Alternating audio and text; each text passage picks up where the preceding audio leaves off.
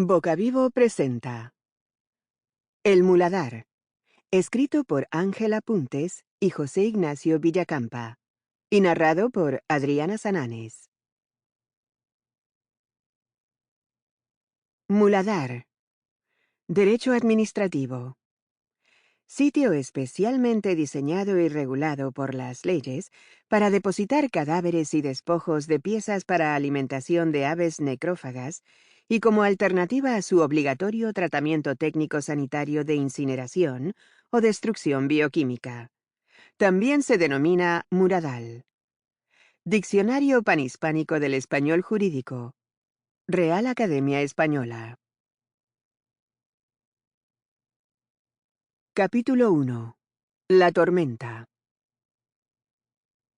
Vega movió levemente el dedo índice de su mano izquierda. De todas las partes de su atlético cuerpo, esta era la única que respondía realmente a sus órdenes. Esa fuerte y repentina impresión activó instintivamente la parte más racional de su cerebro, con el urgente propósito de mantener a raya la sensación de pánico que le sobrevino. Cuando por fin consiguió abrir ambos ojos, su pelo oscuro, largo y húmedo cubría la mayor parte de su rostro, impidiéndole siquiera entrever un poco lo que tenía delante. Su cabeza estaba girada hacia la derecha, y cerca de sus fosas nasales había algo sanguinolento y húmedo que apestaba.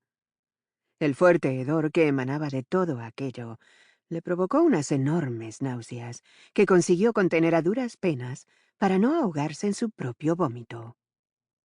La respiración de la muchacha era lenta, débil e inaudible, como si pendiera de un hilo invisible y frágil. Fue en ese preciso instante, mientras le faltaban las fuerzas para controlar las arcadas que se sucedían incontroladamente, cuando Vega se dio cuenta de que el resto de su cuerpo estaba muy mal herido. Apenas podía moverlo un ápice. Esa era la cuestión. ¿Dónde estaba? ¿Cómo había llegado hasta allí? ¿Qué lugar era ese? La muchacha se hallaba en una extraña postura, como si la hubiesen lanzado al aire y dormida hubiese caído a plomo sin ningún instinto de amortiguación. Desde el cielo, a vista de pájaro, parecía una vieja muñeca soterrada entre despojos. Vega dejó escapar las lágrimas de dolor que le sobrevinieron al moverse. Tras varios e infructuosos intentos, la muchacha volvió a quedarse quieta, mientras todos sus sentidos trataban de obtener la mayor información posible de un modo absolutamente instintivo. Todo era un caos. Por ejemplo, le era imposible comprender de dónde procedía el intenso olor a ozono y tierra húmeda que extrañamente se mezclaba con su perfume favorito, Coco Mademoiselle. Tras una respiración claramente superficial, luchó por no perder los nervios, contener el dolor generalizado y avivar los oídos al máximo.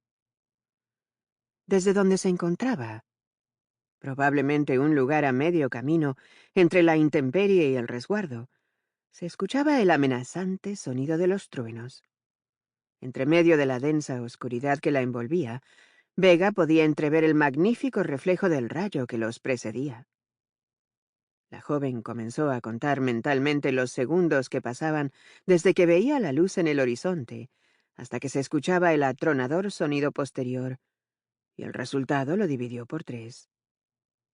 Vega permaneció quieta y con los ojos cerrados mientras calculaba la distancia de la tormenta. 9 kilómetros.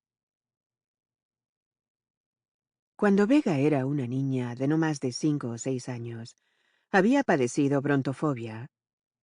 La mayoría de los niños habrían superado esa fobia sin más, pero ella, que tenía una naturaleza avispada y una personalidad excesivamente curiosa, se había interesado en años posteriores por las tormentas para entender los fenómenos meteorológicos que tanto la habían atemorizado durante su niñez. Pero este solo había sido uno de los muchos indicios de su fuerte personalidad y de la enorme capacidad para aprender todo tipo de cosas que secuestrasen su atención. Cuando la pispireta niña se enfocaba en un asunto, no Sample complete. Ready to continue?